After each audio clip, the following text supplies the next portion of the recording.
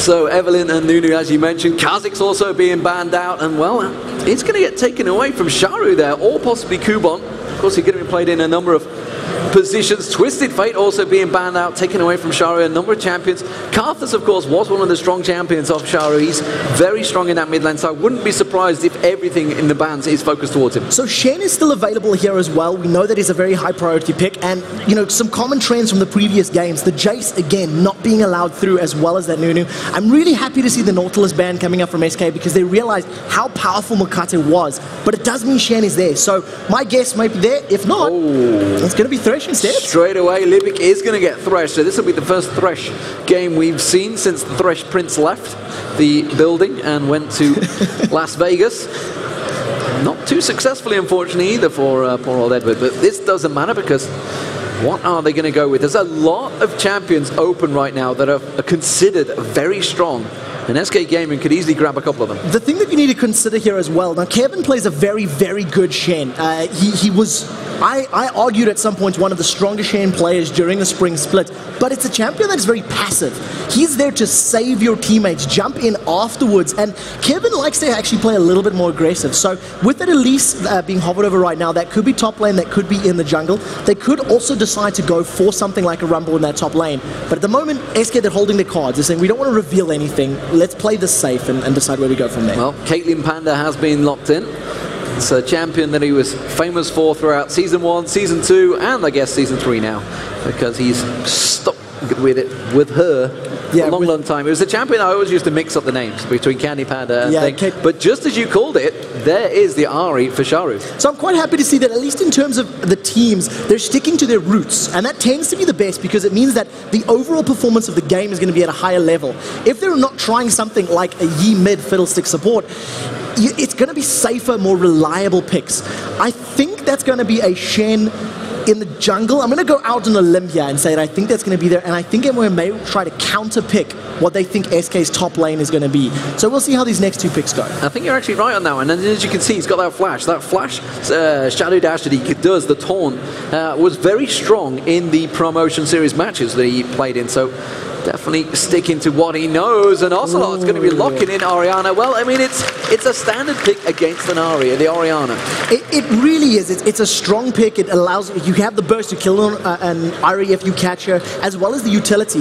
This also makes me think that that might be a jungle Elise, and they might go for an initiation. If they don't, they might go for something like a Xin Zhao in the jungle, somebody that you can put the ball onto and get that initiation power, because outside of sticking on Elise's head, SK don't have a clear let's fight button, and I think they need that. Could we be seeing a top lane rise? We did see Tryndamere hovered over for a moment. Of course, maybe that's in homage to the baby Tryndamere that has been born. Mark Merrill, of course, having his 4 days old. 4 days old, yeah, baby Tryndamere. I've already seen him with the shirt, baby Tryndamere on. But looks like Rise in the top lane. It's a champion that was pretty much been built up by the Korean scene once again. Shy in that top lane, and effectively everyone in Korea now plays that Rise top lane. And before we even got into this, I was talking to a number of players and basically asking them, how is your Rise top lane? And everybody's been saying, yes, we have been practicing it. So we're expecting to see a lot of this. And we'll see how it works, because it has been locked in now for MYM. So they're going to be trying to bring that game, that meta, across over here to EU. I think something like a Xin Zhao in the jungle, or maybe even a Malphite in the top lane, would work here for SK Gaming, because they've got some great combos that can sit on top of one another. Elise can get in and out of fights well. Orianna can deal lots of AoE damage, can control fight, but they need that go, go, go. And it's either Xin in the jungle or Malphite top. That's where I'm guessing. They could still go for a Rumble, but I think they want to get more of a synergy with an Orianna, and I imagine this is what the talk is with SK. You know, what do we want? What will fit our comp better? They need something to absorb the damage that's going to go in. Yeah, so they have the shields. Maybe even a Jarvan. It's definitely possible. Jarvan's open as well, which would make top lane, and Hercubot's Jarvan is terrifyingly strong. That synergizes perfectly, and there you go.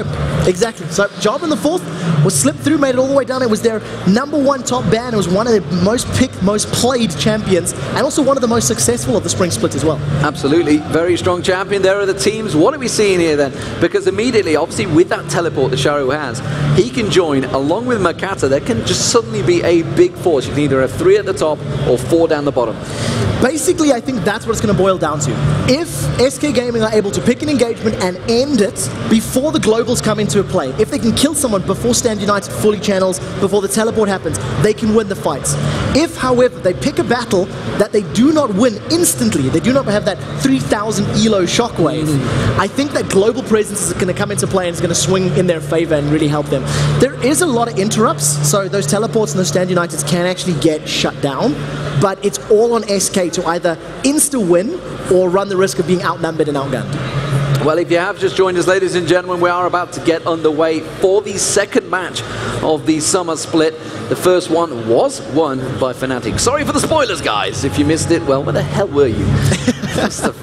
Frankly, I mean, Yeah, how dare they miss the first game of the European LCS? It had APE and it had support fiddle, so it's only your loss. We are in the last 20 seconds before this game loads up, and I definitely think the early game is in favor of SK Gaming. I feel like their champions will hit that, you know, peak power at lower levels and with less items. However, the longer this game goes, the scarier MYM becomes. A team that they recognize, but we are live into the game, ladies and gentlemen.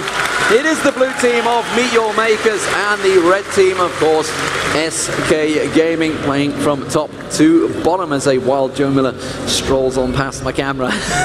So in terms of the champions that we've locked in, I just want to quickly touch. Shen was the #1 most picked, most banned champion of the spring split at 77%, and Jarvan is the third best most victorious champion, winning 67% of their games. So you've got this clear fight back and forth between the super popular champions and another defensive start like we've seen from Fnatic and Gambit.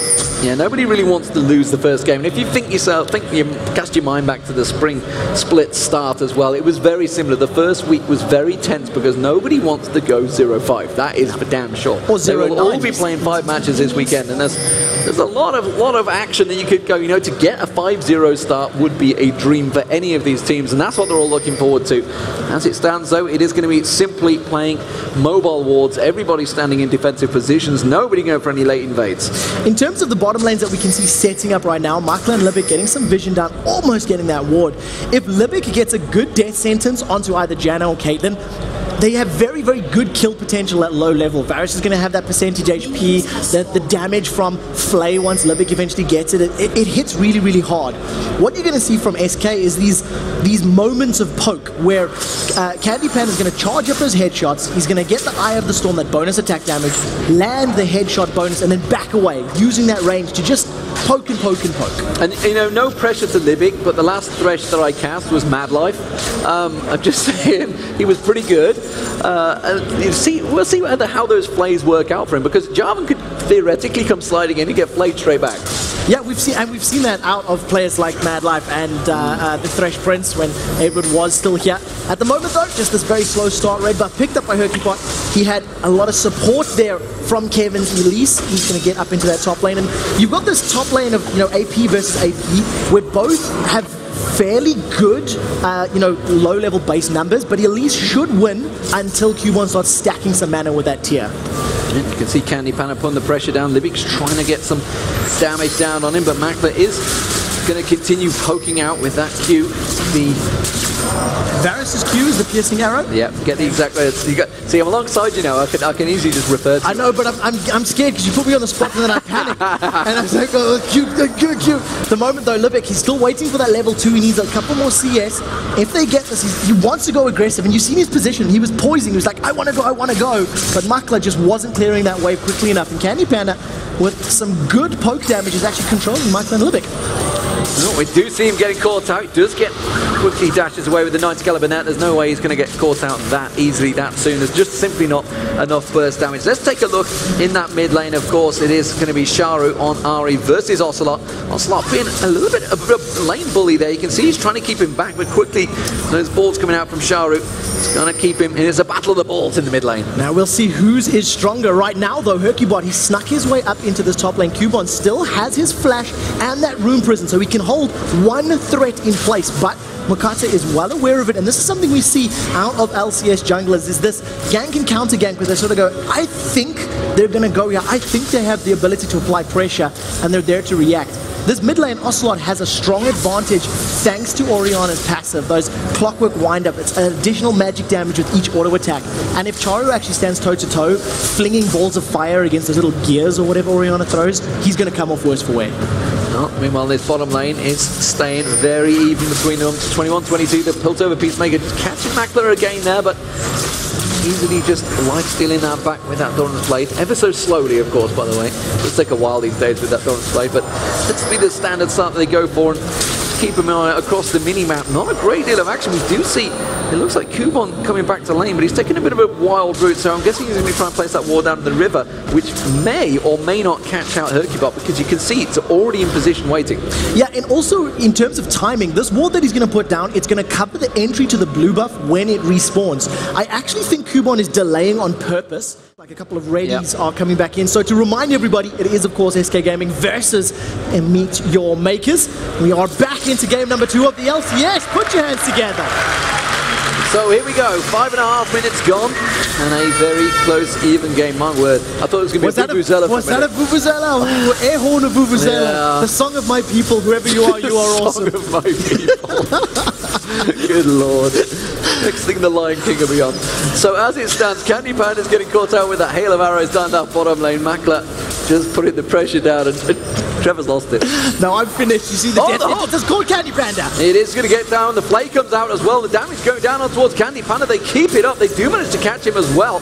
Very nicely done. And Candy Panda taking a lot of damage quickly from Mackler there. Great control from Livic and Mackler. It was actually like slow-paced fighting. They were just landing each and every consecutive auto attack. At the moment, Candy Panda is forced very, very low. He did take Cleanse instead of Barrier as his summoner spell. So if he does get caught up by that Ignite or by some CC, that Cleanse will obviously help him run away. But at this low HP, it's not going to save his life. So wisely, Candy Panda backs off. Howling Gale does go out, and he is of course going to get Hercubot to come and defend him. Everybody's going to back away. It's a double Doran's Blade being picked up along with those boots for Candy Panda. We'll see whether Mackler's going to do just the same. No, he's going straight for the pickaxe, straight aggression, and a second Doran's Blade, not bothering with the boots this time on Varus. So he's going to be relying on the fact that Thresh can set him up to pick up kills, and that's basically his gambit. Janna is not necessarily the most aggressive of supports. Janna's not really going to put you as an AD carry in a position where you can get caught out if you position and farm safely. And that's all Mackler's saying. It's like, I'm not afraid of you. I'm not worried about your Howling Gales or your slows from that Zephyr, so I'm just going to try to fight as hard as I can. Interesting choice between Charu and Ocelot as well. Ocelot comes back with the Chalice going towards that Athene's and Holy Grail. Technically, Athene's and Holy Grail could also come out from Charu. He went for the Codex instead on the Doran's Ring. Get that little bit of hit points, along with the hit points that Ocelot picked up with the Ruby Crystal.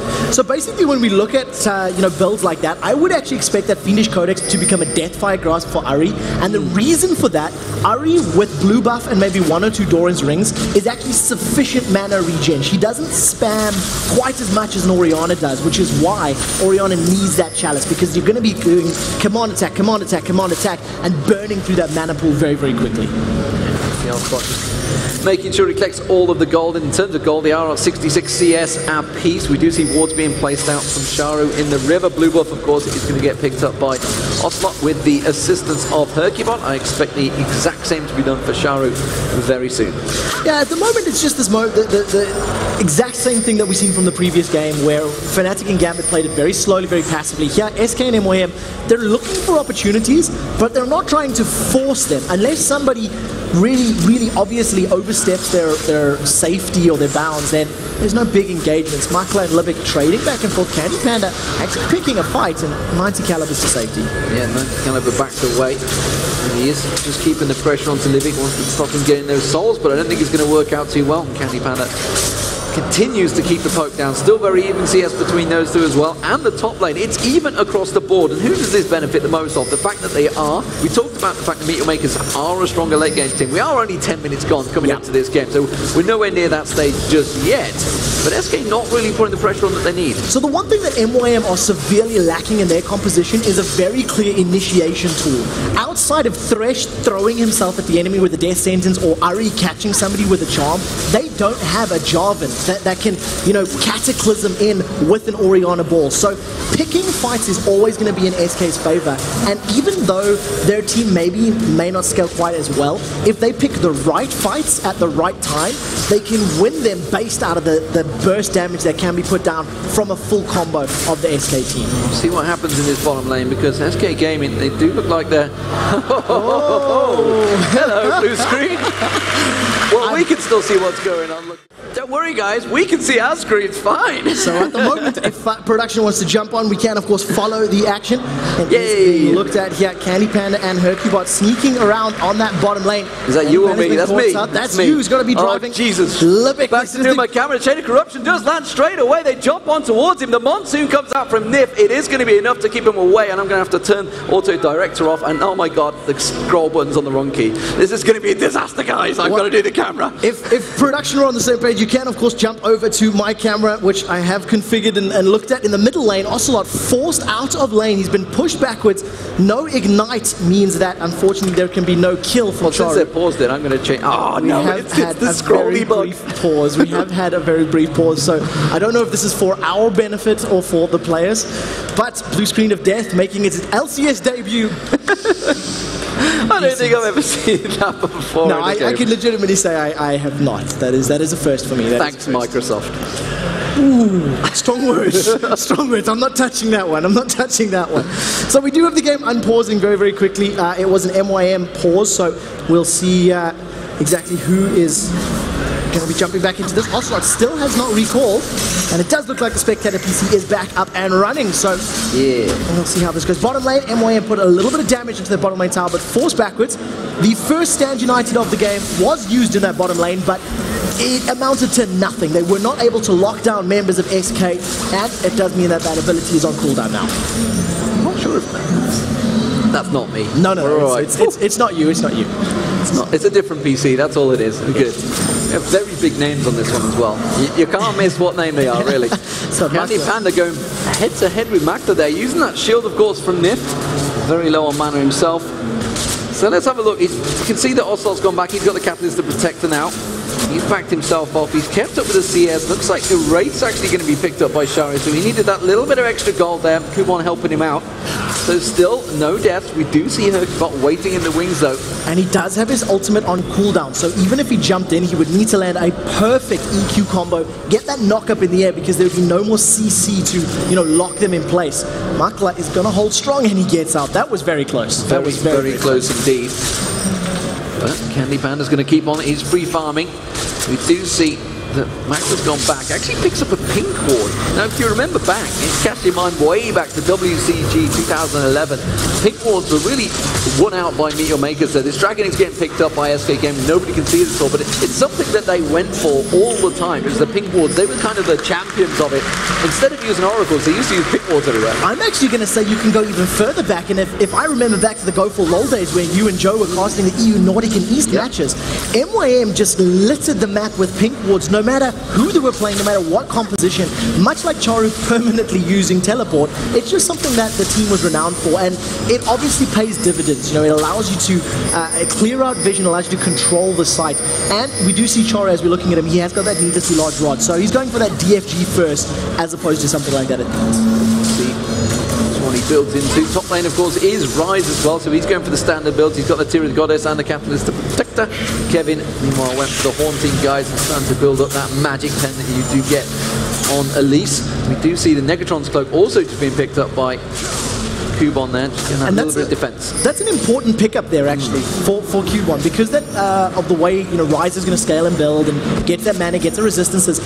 Kevin's not actually going to have enough damage to get through all of the resistances and HP that Cubon's Ryze is going to have. Plus, when Cubon hits his ultimate and gets that spell vamp, he's just going to clear out those waves and sustain much more effectively than Elise will. So, down the bottom lane they return. A BF sword picked up this time. by Candy Panda still. So he's going to have that damage advantage over Makler. The pink ward also put down in towards there. Didn't want to see Livic sneaking his way into them bushes, throwing out those hooks. Meanwhile, they have the pink ward battle continues, and Livic will take down a ward of his own. That's a big damage difference as well. The fact that Candy Panda has the BF sword first, in addition to, you know, the Janna, who's probably going to have 3 or 4 levels into her E, which is going to be another big, massive chunk of auto attack damage.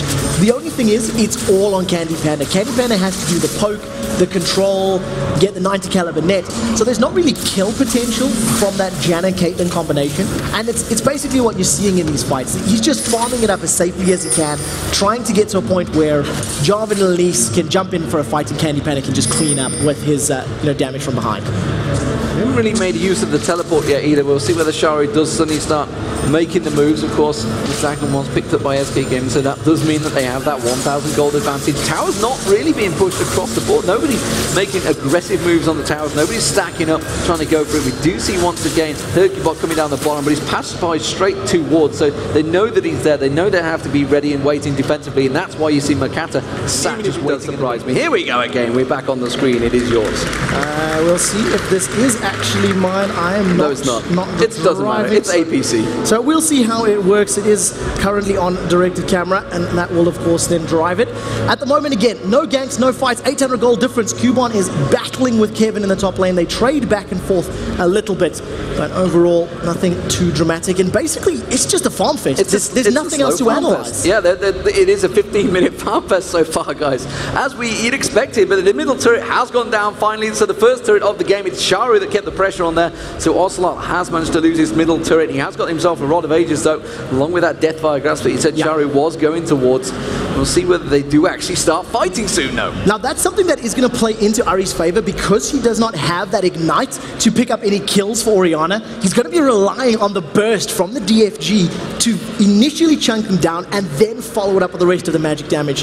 With that middle tower down, Ocelot's going to be under more pressure to farm defensively and keep himself safe. And you can see him, he's picking up the Wraith Camp. Down the bottom lane, they're going defensive, and it is going to be the first kill picked up. Sharu goes in there. Meanwhile, the top lane, they're also diving in towards it. It's going to be Nif getting caught out, though. Sharu should pick that one up. Makler's the one that takes it. So that is 2 kills straight away for Meet Your Makers. It's not over because there was a fight in the top lane. They traded damage back and forth. Mokata used his stand united, and you can see that both Kevin and Hercubot have been pushed backwards. So with those kills and the gold advantage of the tower, MYM are pulling slightly ahead. Kevin is going to be hard pressed to defend this lane, but in fact, MYM decide to back away and not fight. In the bottom lane, they pick up the tower. That's the second turret of the game, and that does push Meet Your Makers with a 2,000 gold advantage now, despite the fact that SK Gaming did pick up that first dragon. So we see them all backing off. Infinity Edge slowly getting built up by Makler. He's almost completed that major item. Meanwhile, Candy Panda also pushing towards the same thing. He's a little bit further behind in the build. Now we'll see whether or not this composition of SK can handle the pressure that MYM can apply. You're talking about how the teleport had not been used, and within a minute or two, Charu joins the fight in the bottom lane once that DFG was completed, and he picks up, you know, the first blood, followed up with the second kill.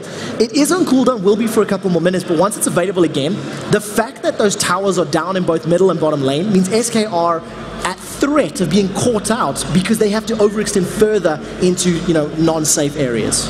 And actually, if you look at Makata, he didn't upgrade past the claw, the Matrix, and instead he's going rushing straight away for that Runic Bulwark, and it's something that Hercubot has not done. Hercubot's been looking for those kills, but it's just not been working out, whereas Makata already is in that team stance, that team help to come straight in there, and I expect Meet Your Makers are going to start grouping up soon.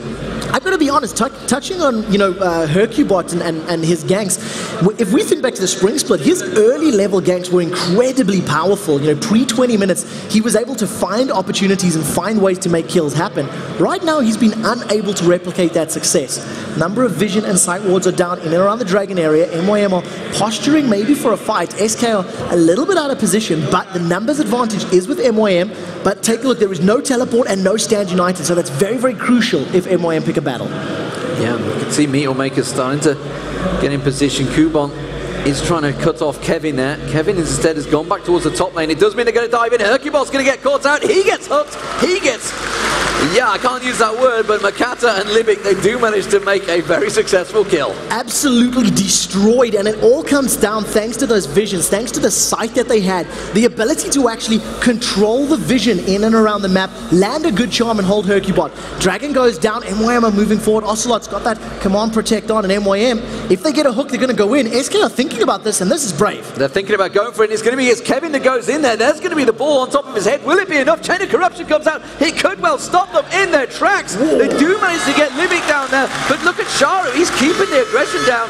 And Meteor Maker as well. They get out very, very successfully. So a good fight there from SK, and it's what we were saying, that MYM is lacking that initiation power. Unless they throw themselves at their enemy, they don't have a clear engagement, whereas an Elise, a Jarvan, a Commander Shockwave from Orianna is a great initiation tool and allows them to at least pick up an exit kill, but SK are still 2,000 gold behind. And apologies guys, of course the colorblind mode is not on, nor is the game sound, but that is just an issue that obviously the main PC that we were using to spectate has had issues. So we're just using a backup. It will be fixed, of course, for the next match. As it is though, we're going to continue on in this game because we don't want to interrupt the players too much. And SK Gaming, they're starting to slowly fall behind here. They did manage to get a kill on that last one, but they need to put some pressure on these turrets. And they need to actually pick fights. What they did that was very smart after that Dragon engage was jump in, pick up a kill, and then back away safely. They didn't give up anything more. And that's what they're going to need to do to keep themselves in this matchup. Because they have that clear advantage of picking fights, they need to make use of that. If they let MYM come to them, then it's going to be on MYM's terms with Stand United, with Teleport, with Vision, and they're obviously going to fall behind. We do see in the top lane, Kevin's caught. Kevin gets hooked. He does manage to repel away though. Will it be enough? We can see the hook will not be back out. And that was very well played by Kevin there to quickly escape the duo lane of Libic and Makata. Have now moved themselves in towards that top lane. We do see Makata making his way across. He's just shadow dashed across from the Baron pit. Hercubot was there and he just puts the ward straight on his head. So he's going to be fully aware that that vision is there, and wisely, because Hercubot was around, it does look like that Makata is recalling up in that top lane. We'll see whether or not Kevin decides to stick around and try to fend off their last outer tower. There are 2 towers behind and a dragon, but it only equates to about 2,000 gold. So SK are still farming well, even though, you know, they've got all this map pressure. Charu is trying to defend this mid turret, takes a lot of damage from Candy Panda. Yeah, that mid top turret has gone down though. And SK Gaming, they're going to start pushing for this one. But it looks like Meteor Makers might well try and go defensive here. We do see Charu backing off, but the duo lane, they're heading down the river. Yeah, that's exactly what I was going to say. The fact that they got that tower, that means they now have the ability to come down. There's a teleport coming in from the side. Charu's thinking about it. He cancels it, gets 50% of the cooldown back, and it just shows MYM are willing to make plays. They wanted to teleport in, get the charm from behind after, you know, Ari can dash in there very mobile, but instead they decide to back off and say not this time. Yeah, it's those exact plays that put Meteor Makers in towards the summer season as well against Dragonborns in the promotion playoff. They came back from 2 games behind to take it 3-2, and now Meteor Makers there on the aggression. You can see Libic just off the side. He is stood on top of a ward trying to get those hooks out, so they're well aware that they're going to be coming, and they quickly wave clear. So very good defensive wards from SK, allows them to at least react to that play.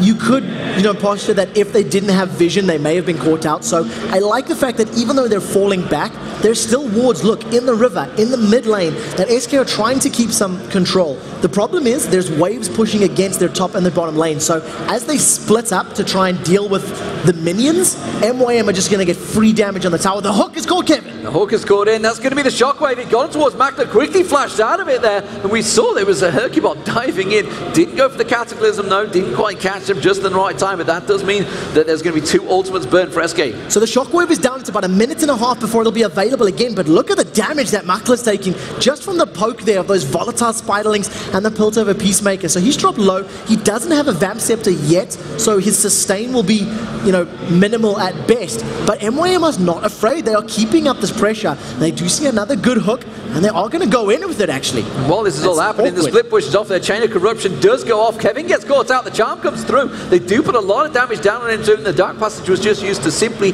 back away. But while this is all happening, we did have Makata split push in the side. Yeah, MYM had very little communication. I seen the Varus ultimate go out, and my brain was going, that's very strange. They're going to fight now with Shen. Shen didn't come in to Stand United. Nobody from MYM dove in. Then you seen, you know, the charm landing onto Kevin's Elise, and nobody jumped on there. I think MYM are not 100% convinced of what the correct action was, so they did nothing instead. even though, you know, each landed, oh, now in the middle lane, the taunt is up. Tell a lie, they're going to flash taunt in there. Ocelot's the target. They're going to go towards him. He should go down. He will go down. It's Charu that picks up the kill. So the tower was the only thing that kept MYM back. The only reason MYM didn't throw themselves at that fight, they were afraid to fight under the tower. They caught out Ocelot with no tower, no additional defenses, and they popped him. Now, 5 members of MYM are going to be pressuring this middle lane. The moment Varus gets there, and we'll see how well the SK can defend, because at the moment, they're falling further behind. Well, they're falling behind because Makla's just gone, well, I'm going to go farm this top wave. You guys can keep pushing, but I'm off. I'm going to farm. So instead, Meatmakers do all back away, and SK Gaming, they are back once again in a precarious position. They're looking to maybe try and get in there. There's going to be a shadow dash on towards Kevin. Kubon comes around. He tights up the Rune Prison. Will the hook land? No, it won't. Livic just misses out. That was very, very close. If that hook had landed, Livic would have been able to pull himself over the wall with the secondary active of that death sentence, but instead, he manages to get to safety. The one thing that you can never, ever discount when you are looking at an Orianna is the power of that shockwave. Think about the alternate attacks victory over Giants, how one shockwave, when a team was 15,000 gold behind, won them that game and that series and a berth into the LCS. SK Gaming, if this trend continues, will be hoping to perform similar, because at the moment, they're behind in practically every metric. SK Gaming trying to take the dragon here. You can see they've already started off, but the rest of the Meteormakers are starting to collapse in towards them here. They have to be very careful about how they play this one, and SK rightfully back away. They're not feeling strong enough in the team fights just yet. No, Kevin was a little late to the party. In addition, MYM have got very good vision if you look at the minimap, but now, as SK decide to group up as a 5 and push forward, ooh, the charm has caught out Hercubot. Oh, it's not really the one they want to get, and he does actually go very aggressive there. The rest of Meteormakers collapsing in towards him. SK Gaming are going to try and rush this for the towers. This is a smart move from SK, because the Deathfire Grass active was used by Charu. He was anticipating an aggressive play from Hercubot, but instead he backed off. Now, the presence of MYM from the side has been enough to save the tower, but that's 2 or 3 auto attacks away from complete, destruction, and that's what SK will be looking to try to pressure here.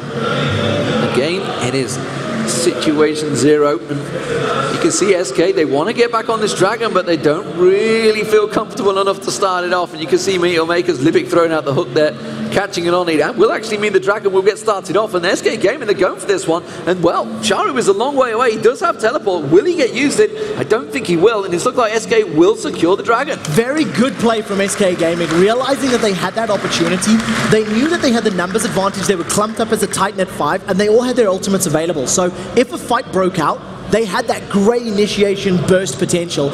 Instead, it's just going to close that gold gap just a little bit.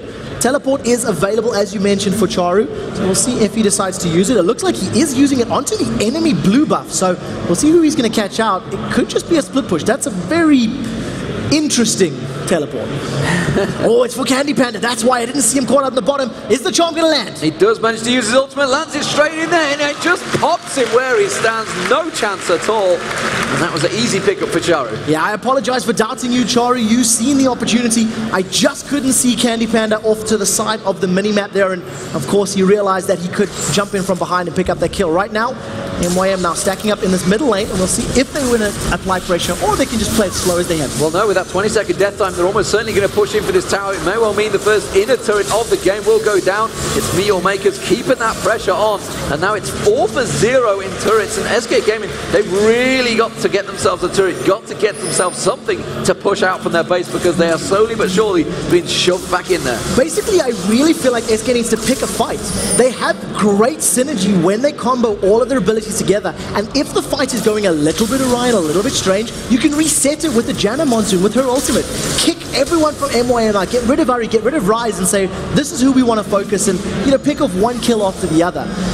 It's a 4,000 gold deficit, which is not a massive number, but because of how quickly Charu can kill somebody, it becomes a much bigger deficit when they lose a member. Ocelot's continuing his farm. He's got Athenes and Holy Grail complete. So, meanwhile though, Phantom Dancer versus Azeel is the difference between the AD carriers. Makler in a much stronger position, despite the fact they've got the same amount of farm. There's just 1 kill apiece, of course. That assist and the fact that all the global objectives with those towers being picked up has given Makler that advantage. And Ace in the Hole was just used out there, trying to get on towards Charu. It was blocked off. It does mean that ulti is not going to be available for a short while. The tower on the bottom lane was being shoved there and starting to work it down again. So talking about the itemization as well, you can also see that the Negatron Cloak has been picked up by Candy Panda. So not only is he a little bit further behind in terms of damage, he does have a little bit more survivability, and that's because he's facing a double AP comp. With both Ryze and Ahri, it's a very, very good item pickup, and it'll most likely become, you know, a Banshee's Veil at some point later in the matchup. Right now, SK just grouped up to defend this bottom lane turret. Stand United is available, so at a moment's notice, if Mokata does want to join the party to play, he can do so.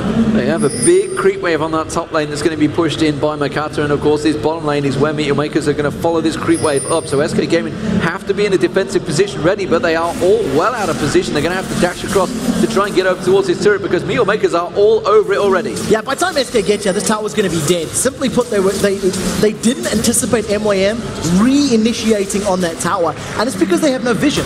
There is no vision down on the bottom half of that map as far as SK Gaming is concerned, so they simply were not aware that MYM had stuck around for that long. So this is what SK needs to work on. They do have that, you know, Sightstone sitting in Janna's pockets and going to be trying to get some vision control, but they really need to do a lot more with the wards to prevent that happening. Sharu is going to pick up the blue buff. That's the enemy blue buff, and obviously taking that away from Ocelot's going to lower his cooldown potential. He's fighting hard to keep his team in this one, but SK Gaming, they just seem one step behind every single move that Meteor Makers make. Yeah, and it's great to see MYM doing this because they have been in complete control of the map. And that's basically what they've been playing. You know, we see that very, very long standoff between 20 and 25 minutes in the mid lane where MYM were so clearly chomping at the bit for a fight, but they just weren't comfortable doing it while the turret was there. And the moment they caught SK a little bit out of position with no turret to fall back on, they just dove in for the engagement. And seeing Charu, for example, use that teleport to pick up a kill on Candy Panda, they're willing to make brave, big plays. And if it keeps up, they're looking set to win their first match of the LCS. SK wanted to try and push and get their first turret. There's 5 of them all grouped up, and they're just wondering, what are we going to do about this problem? And it's the split push problem. This is a problem that they faced against Fnatic many, many, many times. And every time it doesn't work out, unfortunately, for SK. Are they slowly but surely falling into the same trap?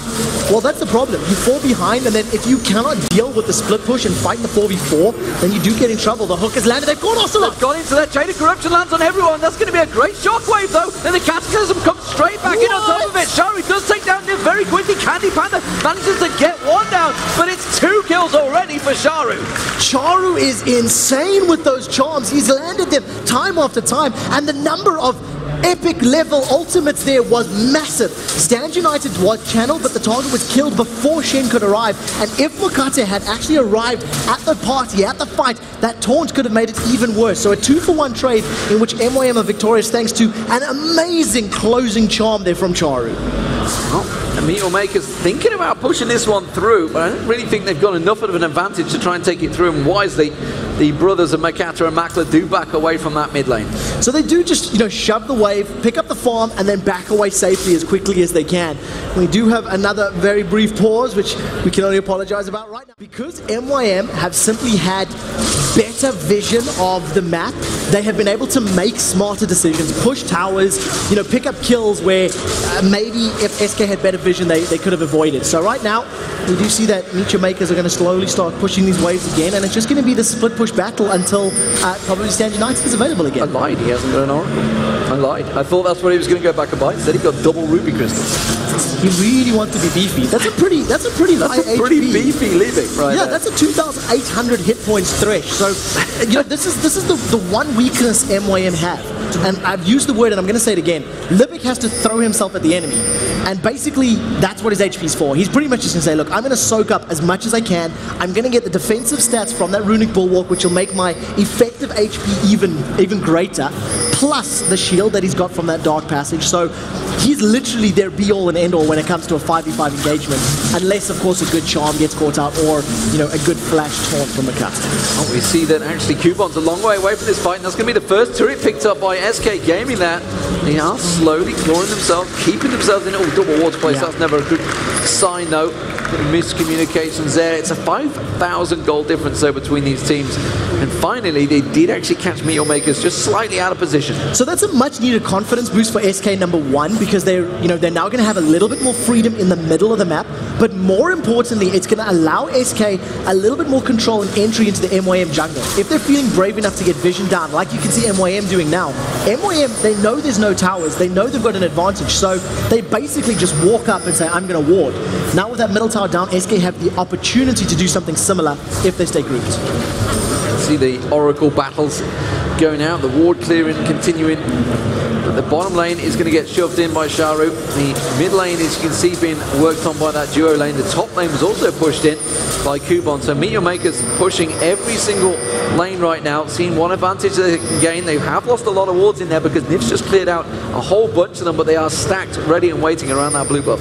And on top of that, look at Mokata's itemization. Not only have they got this vision control and the elixir control, etc., Mokata's gone for distortion boots. So the flash taunts, literally again, just really signaling where their initiations come from. So basically, when you're looking at an engagement or a situation like this, your eye should only be on Mokata and Libic, because if they are a little bit ahead, as they were there for a few seconds, they're the ones that are going to start the fight.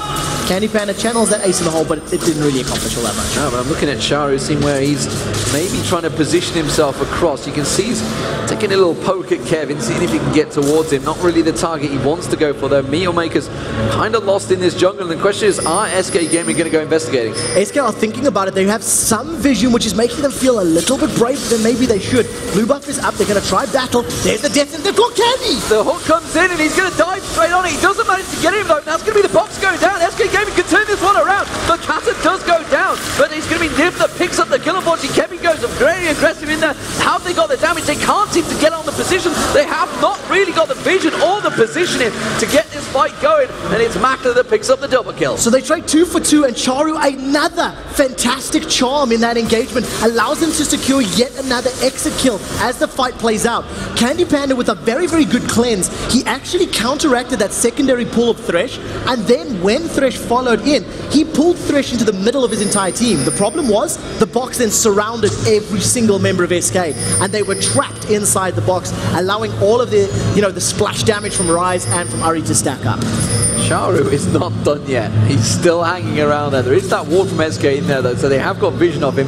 They're not going to walk so blindly in, but Sharu really wants to get back on Candy Panda again. Yeah, and he can. I mean, his Deathfire Grasp is going to be available, actually is available. He does have his ultimate up as well with that blue buff, and he's just going, well, look, I'm going to throw out a charm. If I get caught, I have 3, I have a hop, skip, and a jump from my ultimate to get to safety, and he can afford to play with fire effectively.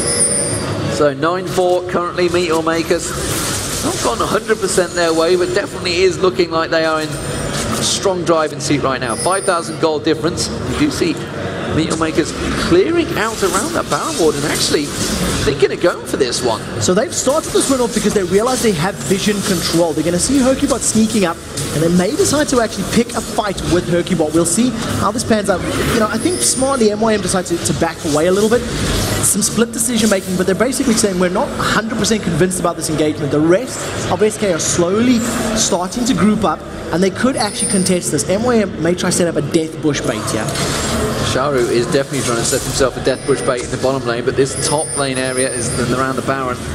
It's where Ocelot's not having any of it. He's sticking around, he's got that ball out, keeping vision. He can see that Makler's not there, so he realizes they're not starting out the Baron. But Sharu is on the inhibitor turret right now in that bottom lane. He's continuing to keep the pressure in. Nif is the only person there. Now Kevin's going to close the gap. He's going to come around, not going to land that cocoon, but Sharu has to use his ultimate to get away, and that means Meteor Makers, they're going to turn back in towards the Baron. The hook lands up towards Hercubot. Are they going to follow up on it? No, they're not. And the rest of SK Gaming racing to get in it, but again, they are going to peel away from the Baron. So Baron is a very risky play for MYM because it's going to take them a long time to burst it down. Varus is their only real consistent damage source. Ryze can help, but they're not the quickest team. SK are grouped up as 5 now against MYM. They've gone in! They're going aggressive because Sharu is not there, simply put. He's taking the inhibitor turret down though, so they have to get something from this. Will it be anything? They're going to try and get in there, but the Chain of Corruption hits all of them once again. Mokata's the only man to go down, but they're going to lose an inhibitor for one person. That's simply not worth it. Meteor Makers, again, tactically outplay them.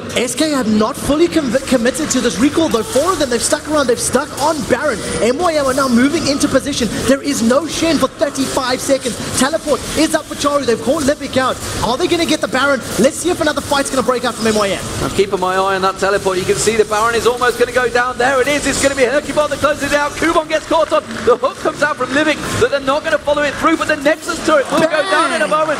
That is going to be Candy Panda picking up the kill, but there is one of the Nexus turrets going down now. And Charu has finally decided to back away. Lipic will go down, but now SK Gaming with a 5-man team with the Baron. Kevin's gone back. They could push a lot of objectives The here. problem is they are so far back, they have only one outer turret picked up. In order to push, in order to take advantage of these death timers, they have to start all the way at the first turret. They're going to do the best they can to tank this tower down. Once Candy Panda gets there, it's going to help a lot. And you can see defensive duties of both Hercubot and Kevin.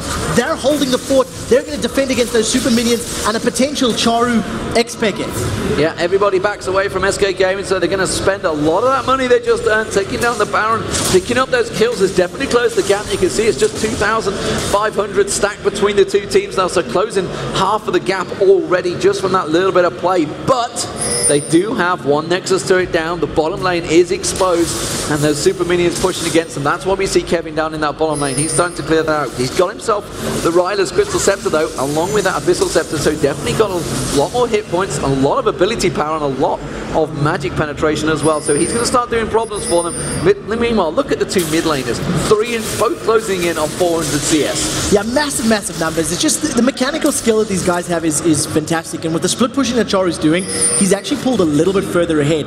Look at SK now. They realize they've got this, power play position where they have the Baron buff up. Teleport. And they're going to try to put pressure on this bottom tower. Teleports on the bottom. You can see Charu. There's the home guard. He's running in. Look for the charm. They're going for Candy Panda. We see the Chain of Corruption just missing there. Charu's going to try and dive in. It's Candy Panda he wants to get onto. The damage on Ocelot is pretty big. They're going to close in. They're going to get the Shadow Dash across. Ocelot doesn't get the shockwave off. This could be tragic for SK Gaming. They're going to dive in, but I'm not sure they've got the power to take it. It's going to be Hercubot. He's taken very low. Kevin's getting poked down as well. Makata may well be the next focus. There goes Candy Panda. He gets caught out. Now it's going to be Nip. Nip will get dropped down as well. That's a double kill picked up for Charu. Kevin's also getting focused on. That is another one down. And just like that, Meteor Maker's turning back around. Makata managing to join the party with Stand United. I think he got a 4-man Shadow Dash taunt there across the members of SK. And so crucially, Ocelot was popped before the shockwave landed. There are 40 seconds on the clock. This is enough time for Makla, Makata, and Lipic to finish this one out. They are tanky. There is only one turret to face check. Are they going to do it? That's the question. They need to get through Hercubot. It is a 1 versus 3 situation, and this is a difficult one to defend. Surely no problem for them. Makla just working down that Nexus turret. That's going to get dropped down. Hercubot's left on his own. I don't think they're even worried about it. They're just going to go straight for that Nexus, and it will be Meteor Makers picking up their first win in their first match of the summer LCS. Ladies and gentlemen, what a game. 8-1-5 from Charu. The only death that he gave up was the death in the game-winning team fight. Fantastic play. Team fights, maps, vision, it was fantastic from MYM the whole way through the game. Absolutely well, brilliantly played there, and again, like you mentioned, 8-1-5, you can't argue with them. I talked about Charu before with this, and I've been talking about it, and everyone was like, Charu who? Well, I think they recognize him right now. Yeah. He is the man with the hair in Meteor Makers.